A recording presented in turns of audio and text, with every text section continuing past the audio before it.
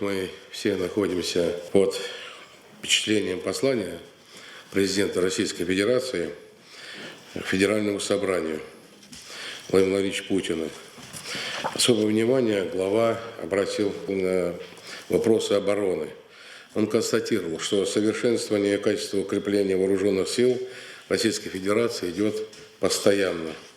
Нам предстоит рассмотреть вопросы, связанные с формированием земельного участка под полигон мотострелкового полка, дислоцированного в нашей республике. Наша республика самая малоземельная, но понятно, что у нас лишних земель нет. Хотел бы, чтобы участники совещания хорошо понимали и, надеюсь, понимают интересы обороны, суверенитета страны, защита государственных границ являются приоритетными. Теоретически любые земли при соответствующем обосновании могут быть отведены для нужд обороны и безопасности. Неважно, в каком ведомстве находится земля или у кого она в собственности.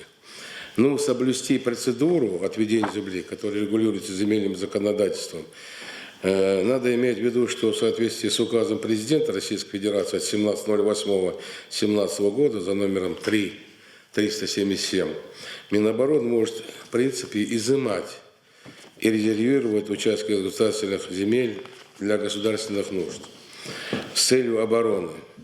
Хотел бы подчеркнуть, что не стоит вопрос о подводе или не отводе земли, потому что он, в принципе, как мы знаем, уже в 2018 году решение было принято, и полигон уже был определен.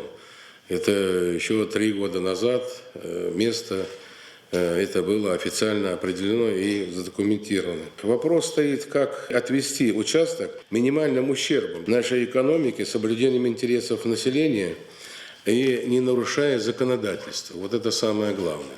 Но еще важнее для нас, чтобы создание полигона проходило в обстановке открытости. Изначально был в 2018 году отведено 9 тысяч гектаров.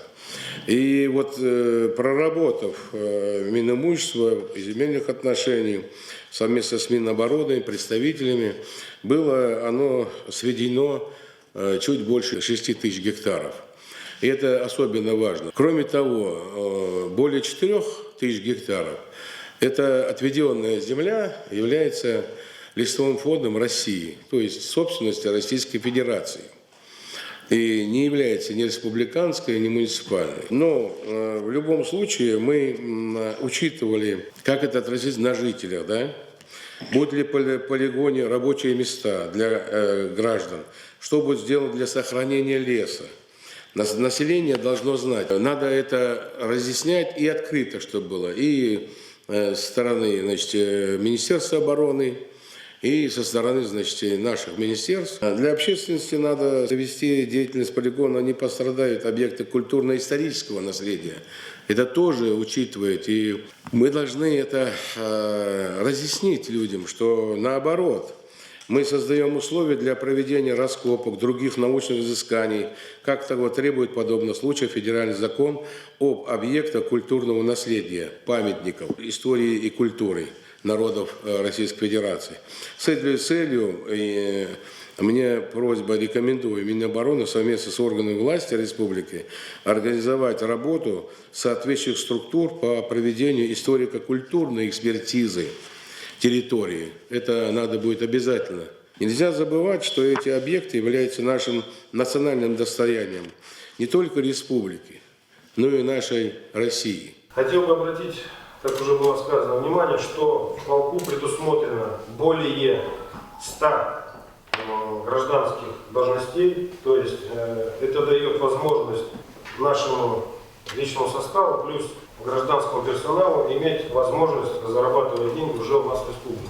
Что касается инфраструктуры, которая будет построена там, то часть прилегаемой территории к этому полигону будет оборудована и подъездными путями, и дорогами, которые будут качественно отстроены в том числе. Никакого катания танков речи быть не может даже. Это довольно-таки неприемлемо, во-первых. Гусеничная техника, она вся будет передислоцирована на полигон только травами, то есть никаких повреждений дорожного полотна, оно даже не предусматривается. Вся остальная техника колесная, которая не превышает более 15 тонн, что, соответственно, нам никоим образом дорожный покров не испортит.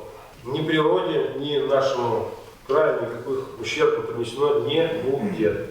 Точно так же мы очень плотно работаем с экологической службой, которая постоянно подвергает проверкам как объекты касаемо полка непосредственно, так и на полигонах. Поэтому что касается вырубки леса несанкционированного и всего остального, это тоже разговор даже не идет об этом речи. Поэтому все эти вопросы будут согласованы.